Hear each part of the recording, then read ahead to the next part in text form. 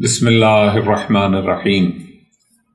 دوستو، ہم اکثر اپنی مجالس میں ایک نعرہ لگاتے ہیں، اے ہے ہماری درسگاہ کربلا کربلا، لیکن یہ جملہ صرف نعرے تک ہی محدود ہے۔ ہم کربلا سے اپنے لیے کوئی درس حاصل کرتے نہیں۔ اگر ہم کربلا سے درس حاصل کر لیں تو یقین جانیں ہم سب اپنے زمانے کے پاک امام کے سچے اور مخلص ناصر بن جائیں، قلت انصار ختم ہو جائے اور مولا کی غیبت ختم ہو جائے۔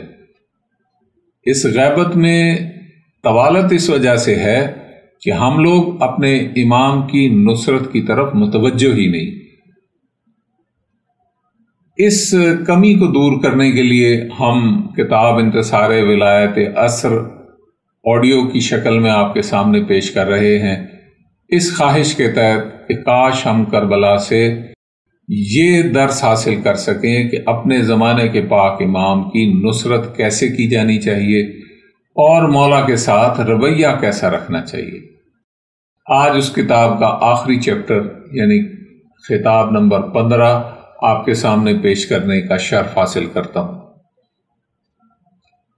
دوستو، ہمارا موضوع تو آپ کے سامنے ہے کہ ہم اپنے ولی العصر اجل اللہ تعالی فرجہ شریف کی ولایت عصر سے متعلق متعینہ رویوں اور ان جناب کی نصرت کے بارے میں مسلسل بات کر رہے ہیں۔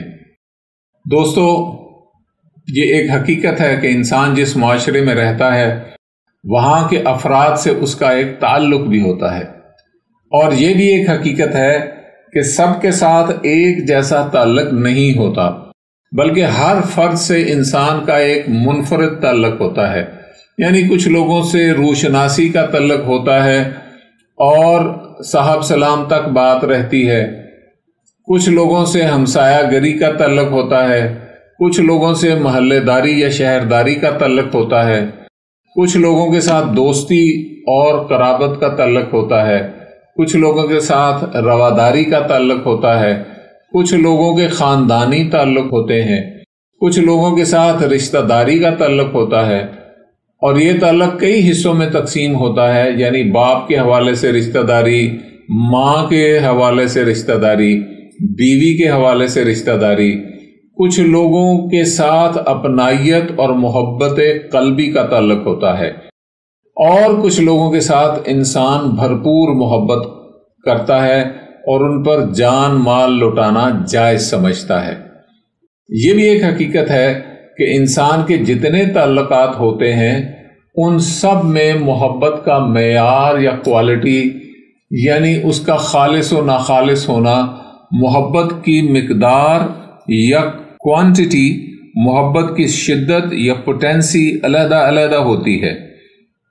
یعنی محبت کی تخلیص، شدتیں، مقداریں جدا جدا ہوتی ہیں۔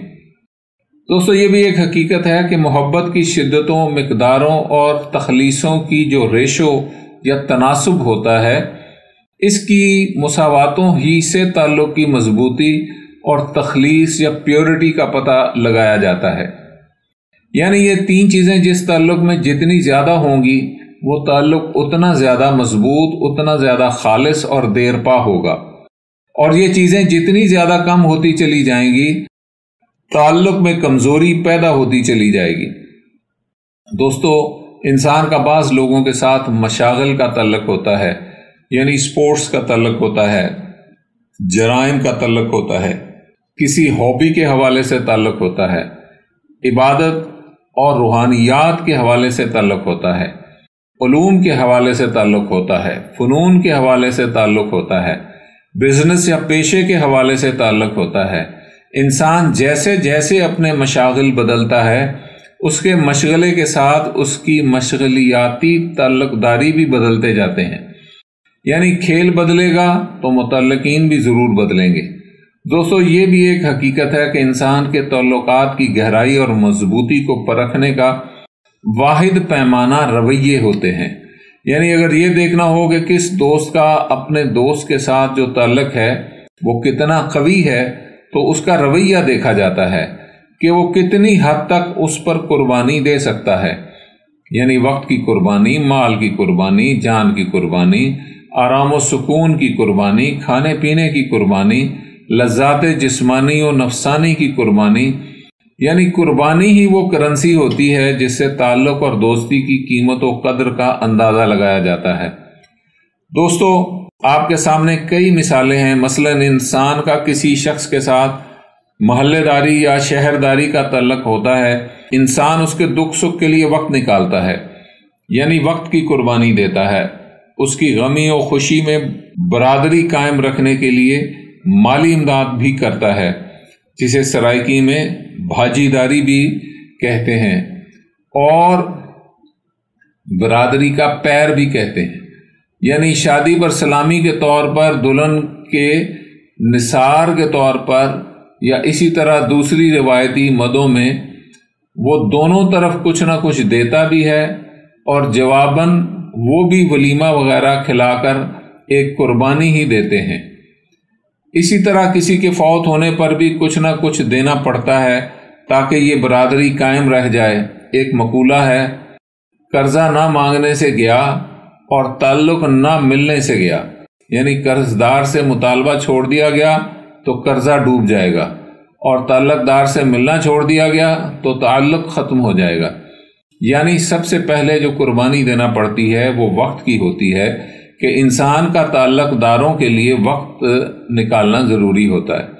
انسان کے تعلقات مشاغل میں سے ایک عبادت اور دین کا تعلق بھی ہوتا ہے اور دوسرا جرائم اور گناہ کا تعلق بھی ہوتا ہے، مگر یہ بھی ایک عجیب بات ہے کہ دین اور عبادت کا تعلق اکثر غیر مضبوط ہوتا ہے اور جرائم اور گناہ کا تعلق اکثر مضبوط ہوتا ہے۔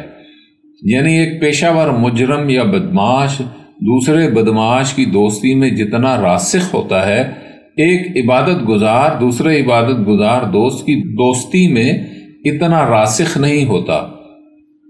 میں اس کی ایک مثال عرض کرتا ہوں کہ ہمارے پنجاب کا ایک مشہور واقعہ ہے کہ یہاں دو بدمعاشوں کی آپس میں دوستی تھی۔ ان میں سے ایک مفرور تھا اور دوسرا مفرور نہیں تھا۔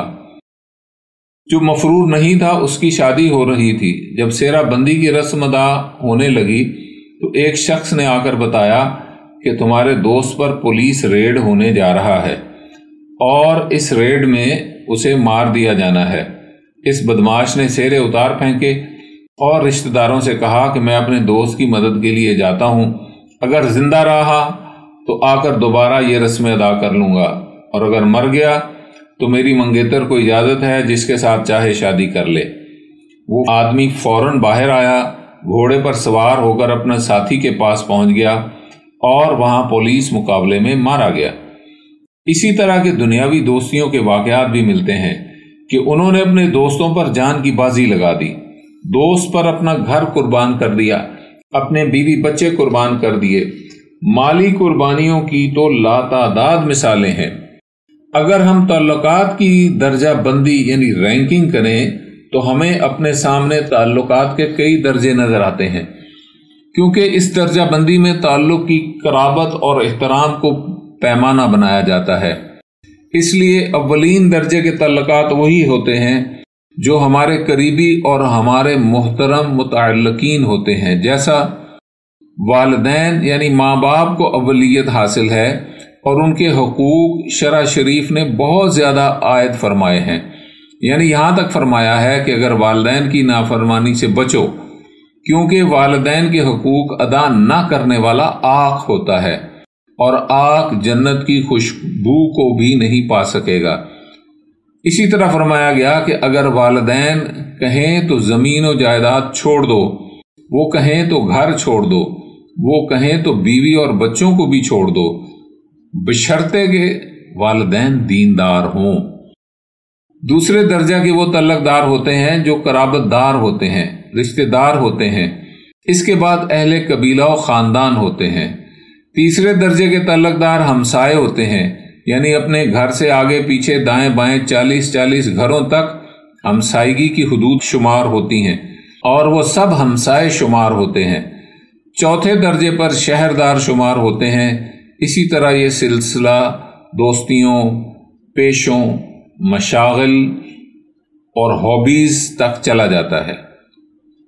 دوستو، جس طرح انسان کے ظاہری تعلقات ہوتے ہیں اسی طرح معنوی تعلقات بھی ہوتے ہیں جو باطنی مگر حقیقی تعلقات ہوتے ہیں۔ جیسا کہ ہم دیکھتے ہیں کہ ظاہری تعلقات میں والدین کا حق سب سے فوقیت رکھتا ہے، تو اس کی وجہ کیا ہے؟ اس کی وجہ یہ ہے کہ والدین انسان کے وجود و تخلیق کا ظاہری ذریعہ ہیں، کیونکہ اگر والدین نہ ہوتے تو آپ اس دنیا میں نہیں آ سکتے تھے۔ لیکن باطنی اور معنوی طور پر دیکھا جائے تو آپ کے وجود و پیدائش کا ذریعہ والدین نہیں بلکہ ایک باطنی نظام ہے، اور انسانیت کی تخلیق کا موجب و سبب وہ ذریعہ وہ ذات اقدس صلوات اللہ علیہ وآلہ ہے کہ جس کے لیے یہ ساری کائنات بنائی گئی ہے، اور جن کے بارے میں حدیث قدسی میں فرمایا گیا ہے کہ لولاک لما خلقت الافلاک۔ یہی وجہ ہے کہ جب سرور کونین صلی اللہ علیہ وآلہ وسلم کی پاکال علیہم الصلوات والسلام سے والدین ٹکرا جائیں تو پھر حکم یہ ہے کہ والدین کی نافرمانی کر کے اپنے اولیاء اثر علیہم الصلوات والسلام کی اطاعت کرو۔ دوستو، انسانیت کے ساتھ جو سب سے بڑا تعلق ہے وہ ان انوار الہیہ علیہم الصلوات والسلام کا ہے کہ جن کی وجہ سے ہمیں جامع وجود بخشا گیا اور ان کی اطاعت کو وجوب کا درجہ دیا گیا، اور یہی ہمارے محسن ہیں، اور انہی سے جو مثبت رویہ ہونا ہے وہ دین ہوتا ہے۔ رویے دوستو، اب ہم اپنے مقصد کی طرف آ رہے ہیں۔ جیسا کہ میں نے عرض کیا تھا کہ تعلق کی پرکھ، پہچان اور کسوٹی صرف رویے ہوتے ہیں، مگر یہ بھی عجیب بات ہے کہ عالم اسلام کے جتنے مسالک ہیں وہ اس خوش فہمی میں مبتلا ہیں کہ وہ ایک ناجی فرقہ ہیں اور وہی نجات پائے گا، باقی سارے جہنم میں جائیں گے۔ یہ ایک غلط فہمی ہے، کیونکہ اللہ جل جلالہ کی پارٹی یعنی حزب اللہ کوئی سیاسی پارٹی نہیں ہے کہ جس میں جیالوں کی کوئی گنجائش ہو۔ وہاں تو کردار کو دیکھا جانا ہے، عمل کے حوالے سے کسی نے نجات پانا ہے۔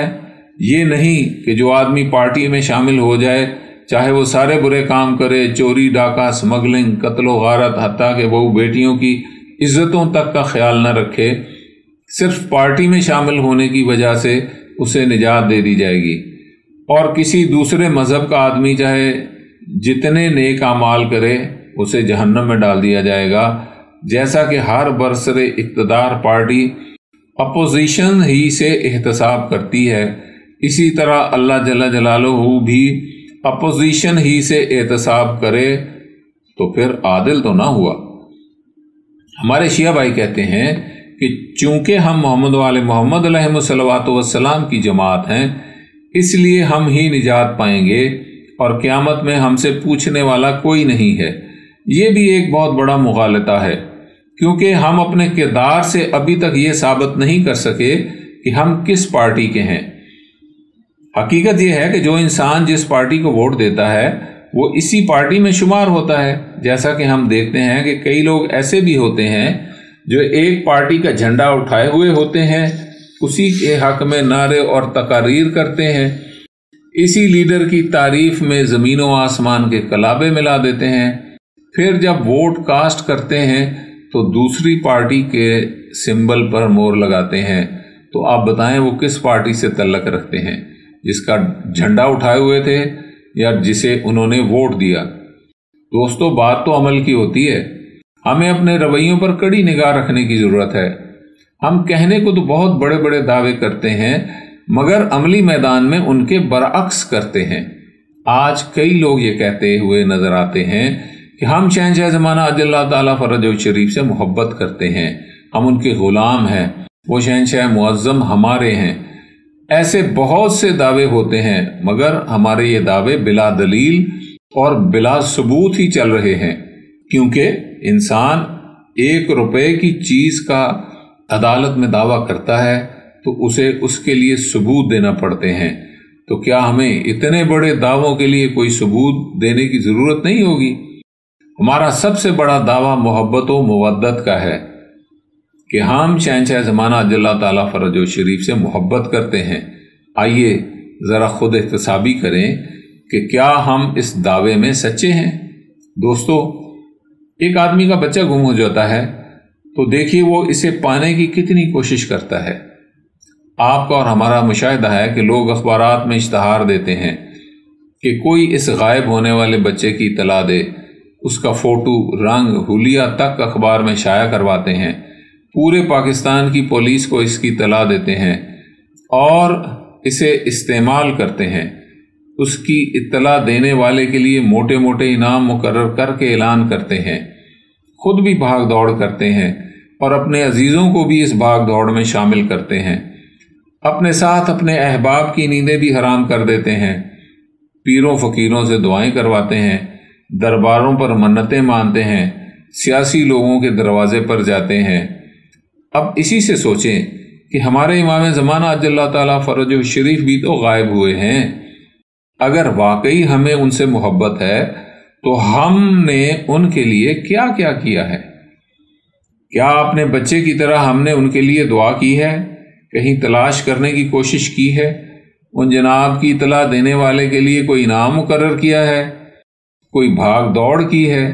کیا کسی دربار پر یا کربلا مولا جا کر یا دیگر مقامات و مشاہد مقدسہ پر جا کر ان جناب کے حصول کی دعا کی ہے؟ کیا کسی سے یہ بھی پوچھا ہے کہ ہمیں کوئی ایسا عمل بتا دو کہ مجھے میرے شہنشاہ زمانہ عجل اللہ تعالیٰ فرجہ شریف کی زیارت ہو جائے؟ کیا کبھی ہم نے ان جناب کی کوئی کمی محسوس کی ہے؟ یا ان جناب کے ہجر و فراق میں کبھی ہماری آنکھیں برسی ہیں؟ کیا کبھی ہمیں ان کی جدائی ایک صدمے کی طرح محسوس ہوئی ہے؟ دوستو، آپ اپنے رویوں کا جائزہ لیں۔ آپ کی مرغی غائب ہو جائے تو آپ 10 گھروں میں جا کر اسے ڈھونڈتے ہیں۔ کیا اس مرغی جتنی جد و جہد بھی آپ نے اپنے مولا کے لیے کی ہے؟ آپ اس سچائی کو تسلیم کریں گے کہ آپ نے فی الحال ایک مرغی کی محبت جتنا مظاہرہ بھی اپنے مولا کریم عجل اللہ تعالیٰ فرجہ شریف کے لیے نہیں کیا۔ ایک مرغی کو پانے کی جد و جہد جتنی اپنے مولا کے لیے جد و جہد نہیں کی، تو پھر کس وجہ سے ان کی محبت کا دعویٰ کیا جا رہا ہے؟ دوستو، ہماری کتب میں ایک واقعہ لکھا ہے کہ جب سرور کونین صلی اللہ علیہ وسلم ہجرت فرما کر مدینہ میں تشریف لائے تو وہاں مسجد النبی میں آپ جناب نے کھجور کے ایک کٹے ہوئے تنے کو بطور ممبر استعمال فرمایا۔ اس طرح جب کافی دن گزر گئے تو وہاں ایک مستور تھی جن کا نام تھا عائشہ انصاریہ۔ انہوں نے ایک غلام خرید کیا جس کا نام یعقوم تھا، یعقوم رومی۔ یہ رومن غلام تھا اور نجاری یعنی چوبکاری کا ماہر تھا۔ اس نے ایک دن بتایا کہ وہ بہترین قسم کا ممبر بنانا جانتا ہے، اگر اسے لکڑی دے دی جائے تو سرور کونین صلی اللہ علیہ وسلم کے لیے ایک خوبصورت ممبر بنا سکتا ہے۔ اس انصاریہ خاتون نے اسے لکڑی فراہم کی اور اس نے سب سے پہلا ممبر رسول صلی اللہ علیہ وسلم بنایا، اور وہ 3 سیڑھیوں کا ممبر آ کر مسجد میں رکھا گیا۔ جب سرور کونین صلی اللہ علیہ وسلم تشریف لائے تو اس ممبر کو دیکھا اور صحابہ کرام کے عرض کرنے پر آپ نے اس ممبر کو شرف بخشا۔ جس وقت آپ نے ممبر کو زینت بخشی تو اس کھجور کے تنے سے رونے کی آواز آنا شروع ہو گئی۔ عربی میں حنین اس ماں کو کہتے ہیں جو بچے سے جدا ہو کر بین کر رہی ہو۔ اس کھجور کے تنے سے اسی طرح رونے کی آواز آنا شروع ہو گئی جیسے ماں اپنے بچے کے لیے تڑپ تڑپ کر روتی ہے۔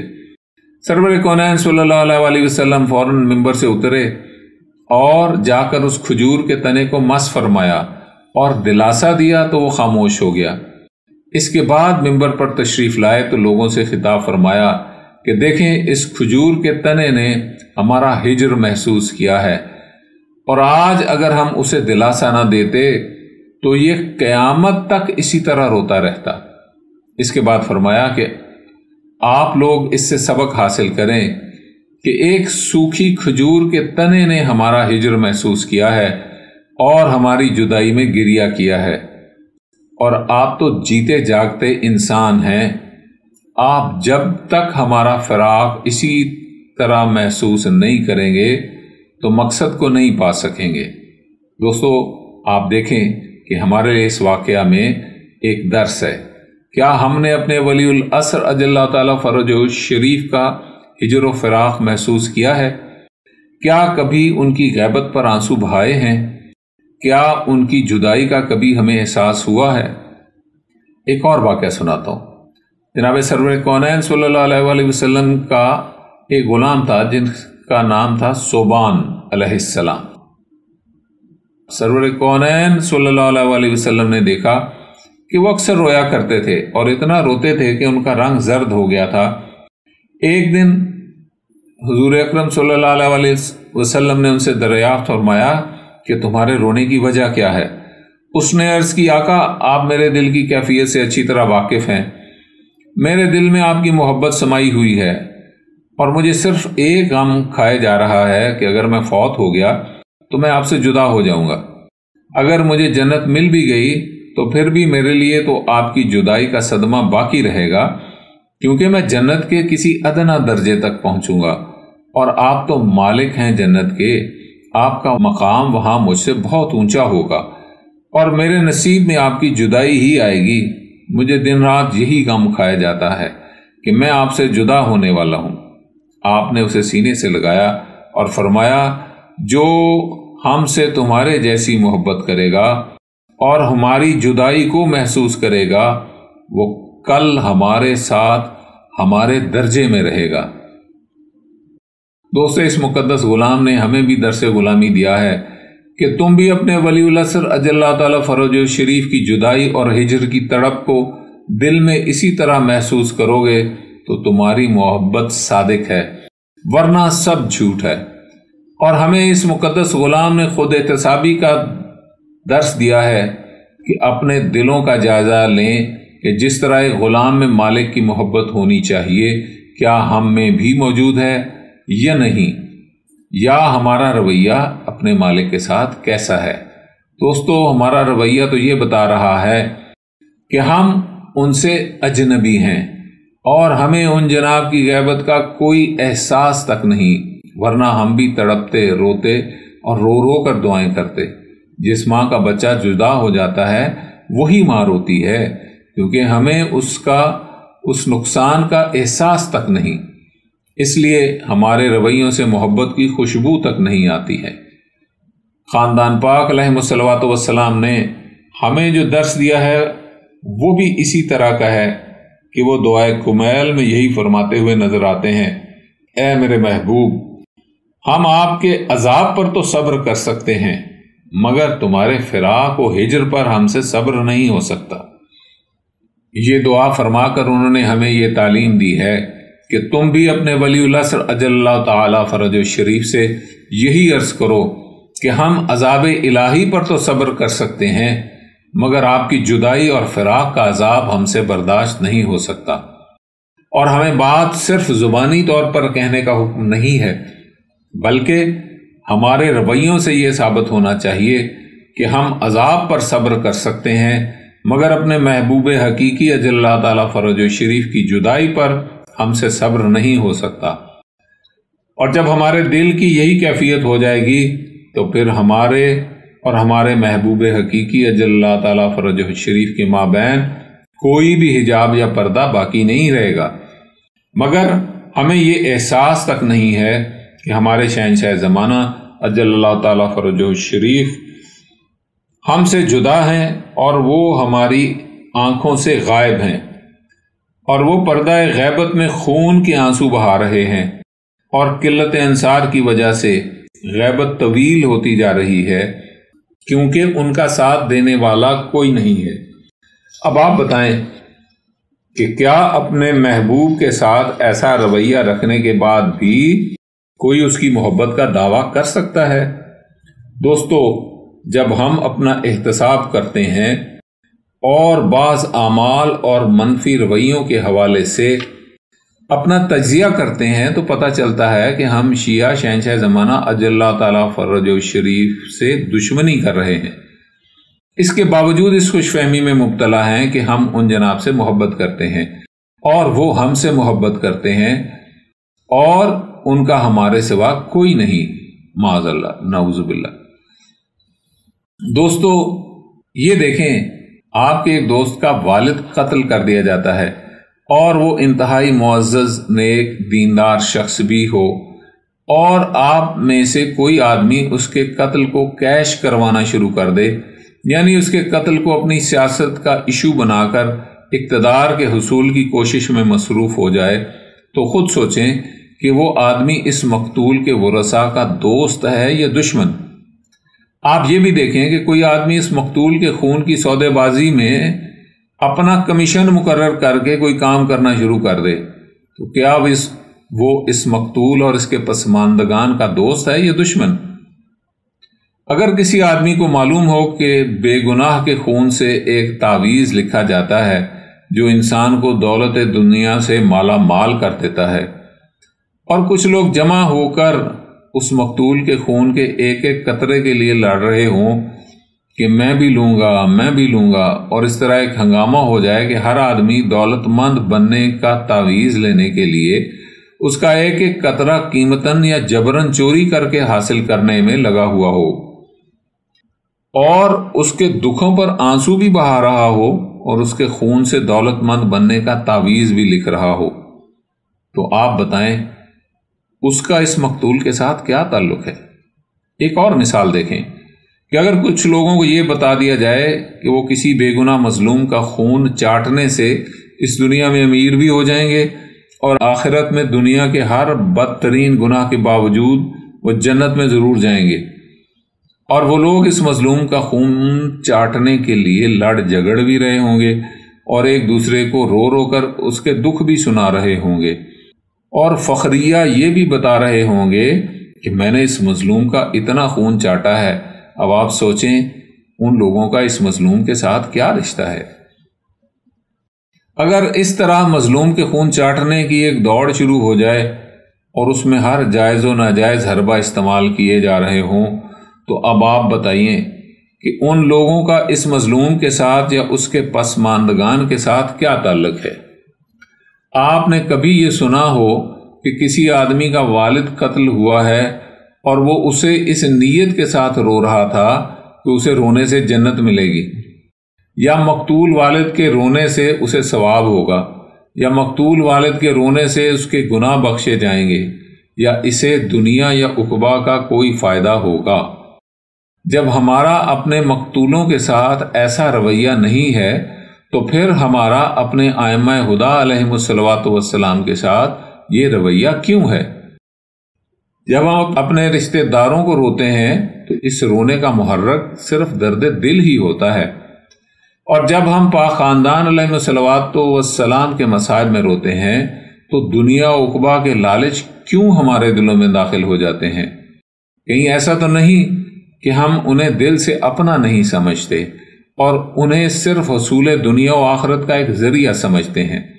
اگر ایسا ہے تو پھر ہمیں ان کی محبت کا دعویٰ نہیں کرنا چاہیے، یا پھر اپنے رویوں سے ثابت کرنا ہوگا کہ ہم ان سے بے لوث محبت کرتے ہیں، اور ہمیں ان کی محبت میں چاہے دنیا میں بربادی اور آخرت میں جہنم ہی کیوں نہ ملے، ہم خوشی سے قبول کریں گے اور ان کی محبت سے دستکش نہیں ہوں گے۔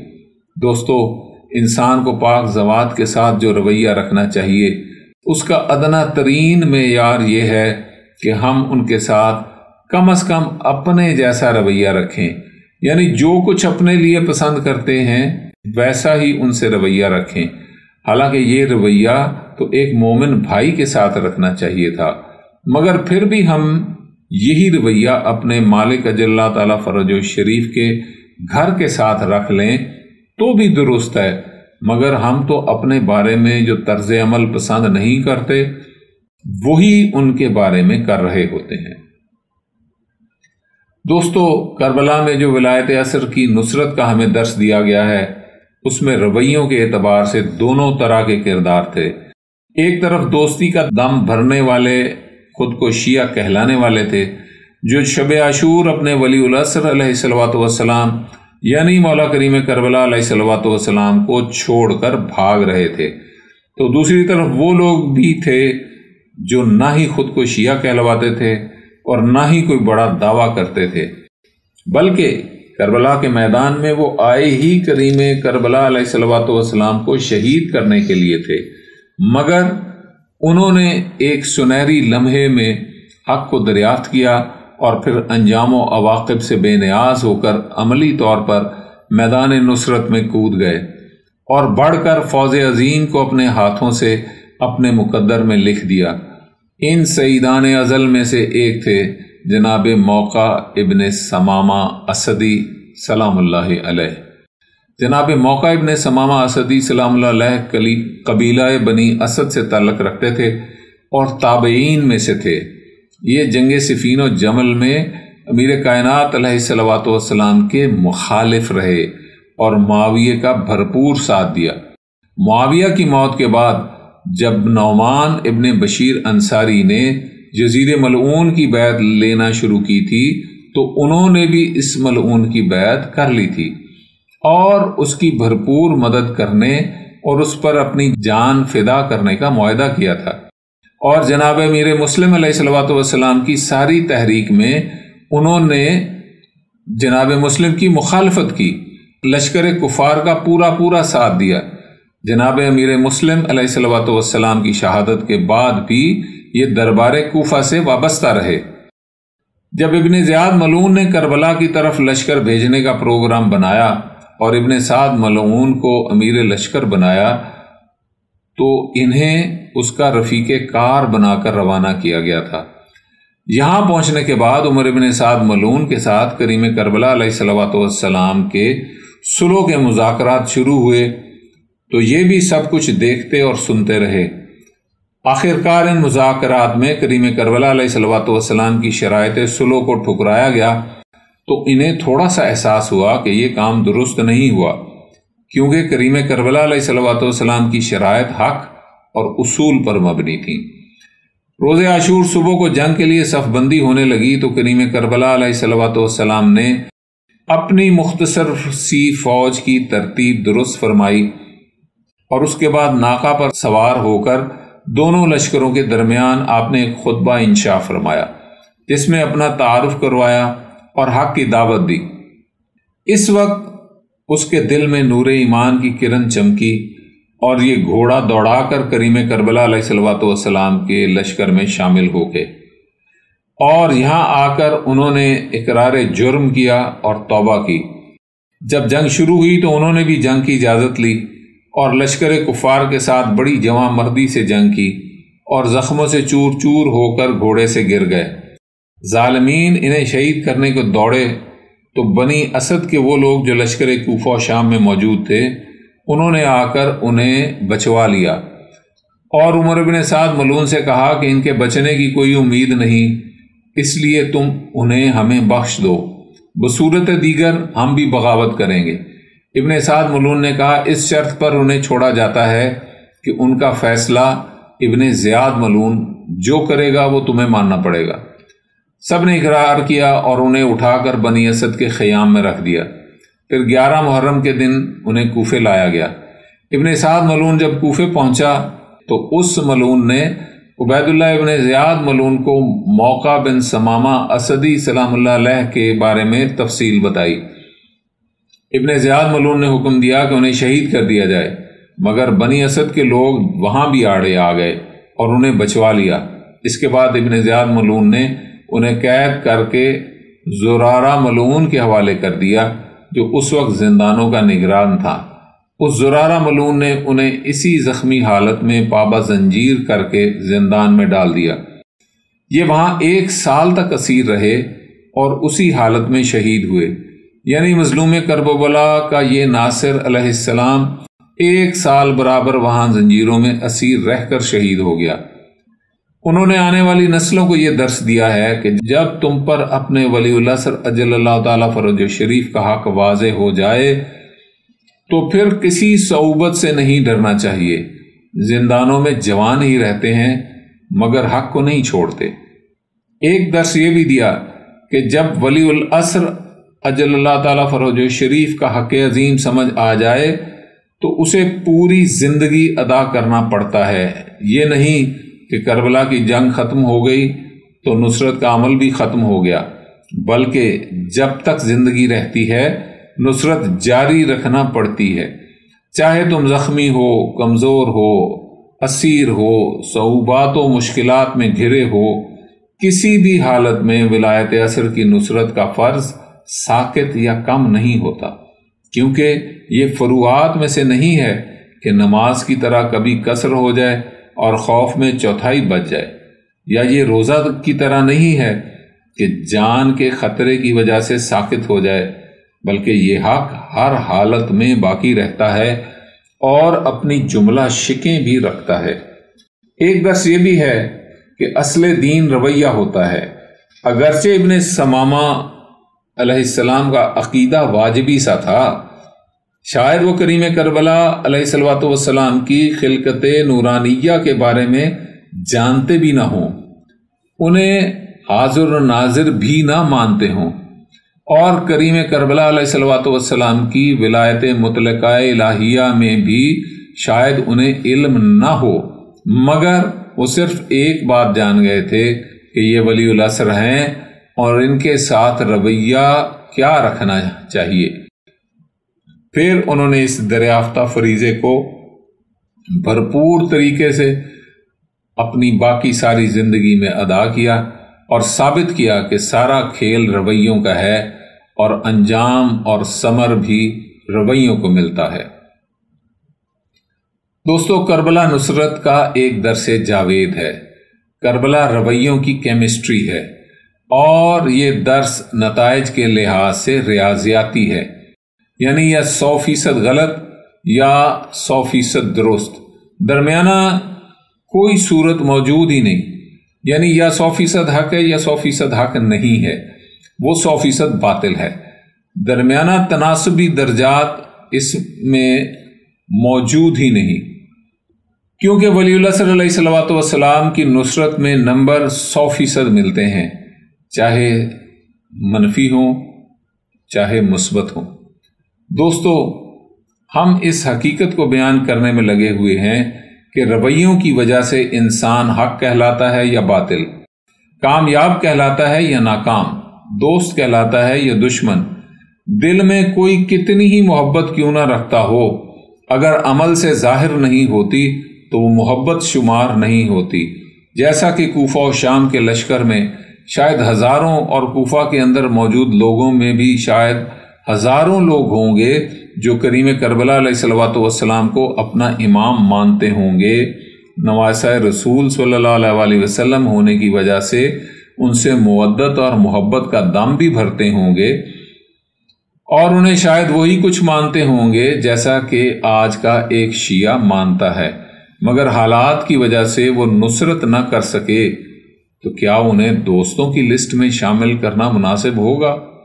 عرفائے عظام رضوان اللہ علیہم فرماتے ہیں کہ مومن وہی تھے کہ جنہوں نے نصرت امام وقت کا فریضہ ادا کیا تھا، شہید ہوئے یا نہیں، نصرت میں زخمی ہوئے یا زندانوں میں رہے، جیسے جناب مختار ثقفی ہیں، یا ان جیسے کئی اور ناصرین ہیں، یا وہ افراد جنہیں کریم کربلا علیہ الصلوۃ والسلام نے حکماً مدینے میں رہنے پر مجبور فرما دیا تھا، وہ ایک طرح کے ناصر ہی تھے۔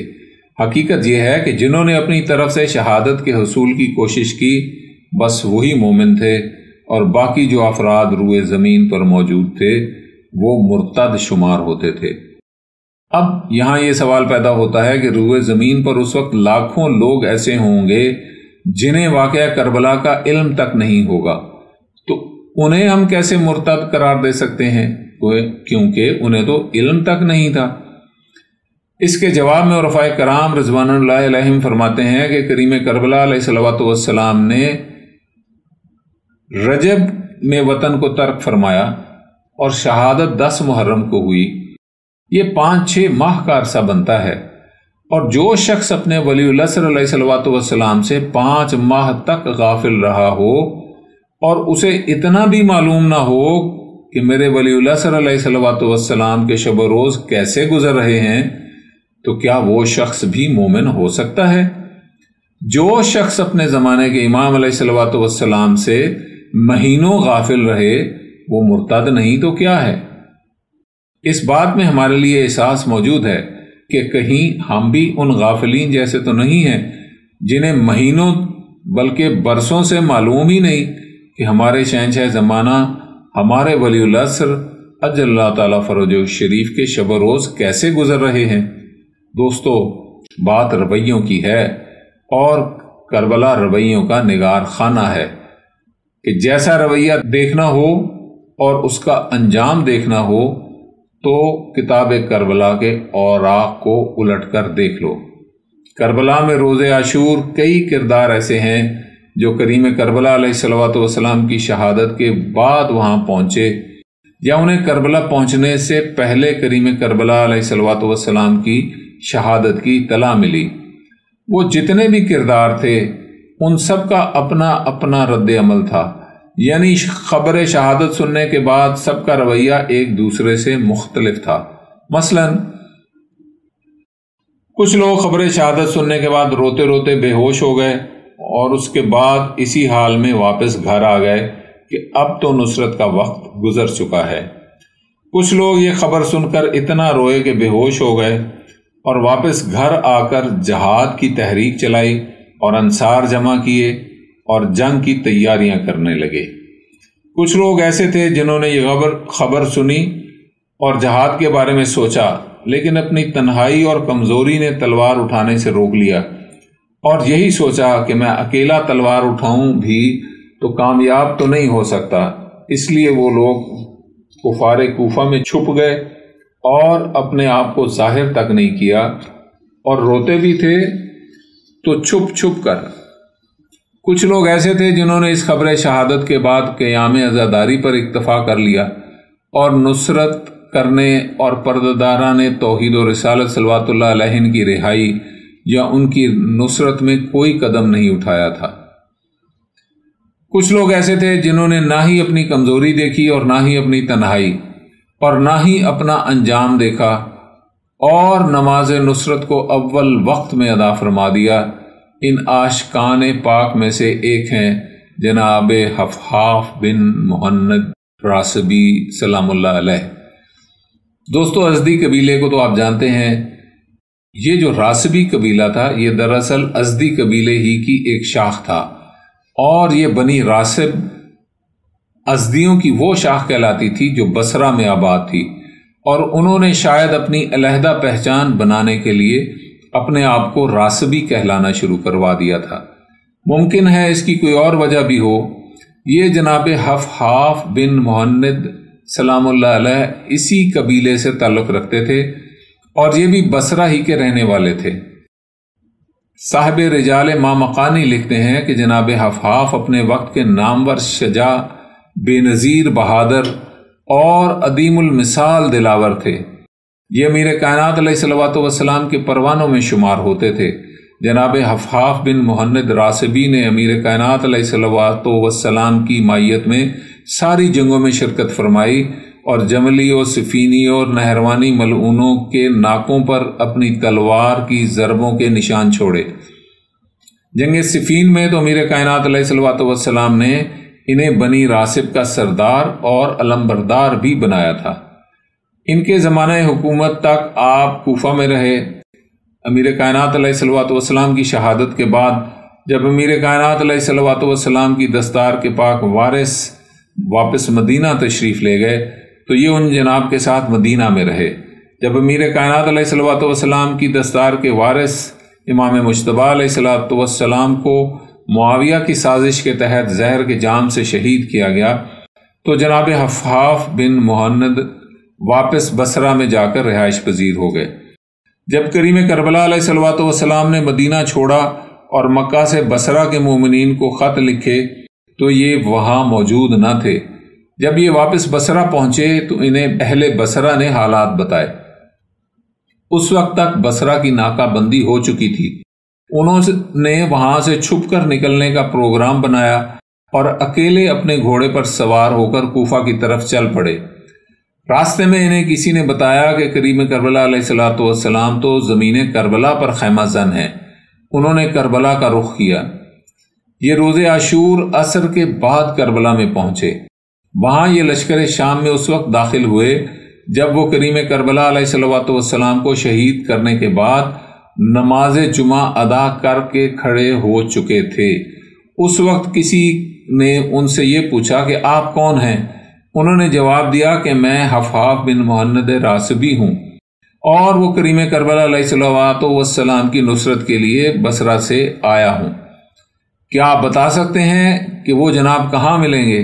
اس وقت انہیں کوفیوں نے بتایا کہ جنگ ختم ہو چکی ہے، ہم نے کریم کربلا علیہ الصلوۃ والسلام اور ان کے خاندان اور اصحاب و انصار سب کو شہید کر دیا ہے۔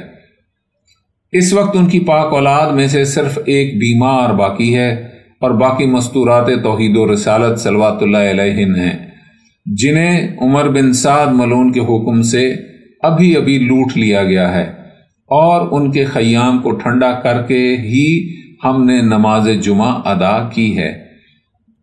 جناب حفاف علیہ السلام نے جب یہ سنا تو دنیا ان کی آنکھوں میں تاریک ہو گئی اور ان کی آنکھوں میں خون اتر آیا۔ انہوں نے ایک مرتبہ لشکر شام کو دیکھا، ایک سرد آہ کھینچی اور چھلانگ لگا کر گھوڑے کی زین پر آئے، اور پھر تلوار کے قبضے پر ہاتھ رکھا اور اسے نیام سے باہر نکال لیا، اور ایک غضبناک شیر کی طرح دشمنان دین پر حملہ آور ہوئے۔ ہزاروں آدمیوں پر ایک آدمی کا غیر متوقع حملہ ہوا تو ایک دم ان میں بھگدڑ مچ گئی، اور پھر تلواریں نیاموں سے باہر آ گئیں اور جنگ چھڑ گئی۔ یہ کیسی جنگ تھی! ایک کے مقابلے میں ہزاروں جوان تھے، مگر اس عاشق باطینت نے ہزاروں کی پرواہ نہ کی اور کوفیوں کا بے دریغ قتل عام کیا۔ اور اس جنگ کی کیفیت یہ تھی کہ جب یہ للکارتے ہوئے کسی کی سمت بڑھتے تو وہ جتنا جری جوان کیوں نہیں ہوتا تھا، سوائے فرار کے اسے کوئی راہ نجات نظر ہی نہیں آتی تھی، اور ان کی تلوار کی ضربوں کے سامنے کوفی شامی بھیڑ بکریوں کی طرح بھاگتے نظر آتے تھے۔ کفار کوفہ و شام نے جب ان کا انداز حرب و ضرب دیکھا تو انہوں نے اجتماعی حملے میں ان کے راہوار کے پاؤں کاٹ دیے، لیکن اس ضعیف ناصر نے ہمت نہیں ہاری بلکہ پیادہ جنگ شروع کر دی، اور اس پیادہ جنگ میں انہوں نے بہت سے کوفیوں کو دارالبوار کا گیٹوے دیا۔ جناب حفاف بن مہند راسبی سلام اللہ علیہ رئیس پڑھتے جاتے تھے اور تلوار بھی چلا رہے تھے، مگر چاروں طرف سے چلتی تلواروں سے ان کا جسم بھی زخمی ہوتا چلا گیا، اور اس جاں فروش نے آخری دم تک تلوار چلائی اور جام شہادت نوش فرما کر کاروان شہیدان سے ملحق ہو گئے۔ خلاق ازل ان کے مقاصد نصرت کی تکمیل فرمائے۔ دوستو، ان جانثار پاک باز نے ہمیں درس نصرت سے نوازا ہے اور آنے والی نسلوں کو نصرت کا ایک اور پہلو دکھایا ہے اور کتاب نصرت کا ایک نیا باب کھول کر سنایا ہے۔ آئیے ہم بھی اس کے چند نتائج پر غور کریں۔ ایک تو ہمیں یہ درس دیا کہ نصرت کے لیے کوئی وقت مقرر نہیں ہوتا، اس لیے کبھی اور کسی بھی وقت نصرت کے کسی موقع کو ضائع نہیں کرنا چاہیے۔ نماز نصرت جب ادا ہوتی ہے تو اول وقت میں ادا ہوتی ہے، اور اگر قضا ہو گئی تو ہو گئی، کیونکہ جب دوسرے وقت تک ملتوی کر کے اسے ادا کریں گے تو وہ اس دوسرے وقت کی ہوگی، اس سے پہلے وقت کا متبادل نہیں ہوگی۔ نصرت میں جان لڑانے کی بھرپور کوشش کرنا چاہیے، اور نصرت شہید ہونے کی نیت سے نہیں کی جاتی بلکہ فاتح ہونے کی نیت سے یا حصول مقصد کی نیت سے کی جانا چاہیے۔ ہاں، اس کی راہ میں شہادت مل جائے تو یہی معراج ہے۔ نصرت میں حصول مقصد کو سامنے رکھنا چاہیے، مگر شہادت پر آمادگی کے بغیر حصول مقصد کی کوشش بعض اوقات محرومی کا باعث بن جاتی ہے، جیسا کہ سعید بن عبداللہ قعقاع خزائی کا واقعہ ہے کہ وہ کربلا میں تاخیر سے پہنچے اور وہاں نصرت نہ کر سکے اور موقع کی تلاش میں مصروف ہو گئے تو شہیدان کربلا میں ان کا شمار نہ ہو سکا اور توابین میں شمار ہوا یعنی انہوں نے بر وقت ترک نصرت کر کے گناہ کیا تھا، اس لیے توابین یعنی توبہ کرنے والوں میں شمار ہوئے۔ انسان جب تک نصرت میں انجام و عواقب سے بے نیاز نہ ہو جائے نصرت کر ہی نہیں سکتا، اس لیے سب سے پہلے انجام و عواقب و نتائج سے بے نیاز ہونا پڑتا ہے۔ آئیے دوستو، ہم بھی دعا کریں کہ رب ذوالجلال والاکرام ہمیں اپنے ولی العصر اجل اللہ تعالیٰ فرج و شریف کی نصرت کی توفیق عطا فرمائے، اور ہمیں خلوص نیت سے دعا کرنے کی توفیق عطا فرمائے، اور ہم تہہ دل سے گریہ وزاری کے ساتھ یہ دعا کریں کہ ان مظلومین علیہم الصلوات والسلام کے وارث و منتقم اجل اللہ تعالی فرجہ الشریف جلدی تشریف لائیں اور ان کا انتقام لیں، اور اپنے اجداد طاہرین علیہم الصلوات والسلام کو دوبارہ اس دنیا میں الہی جاہ و جلال کے ساتھ آباد فرمائیں۔ آمین آمین یا رب العالمین۔ الحمدللہ والشکر لصاحب الزمان وعجل اللہ تعالی فرجہ الشریف۔ والسلام، دعا گو السید مخدوم محمد جعفر الزمان نقوی۔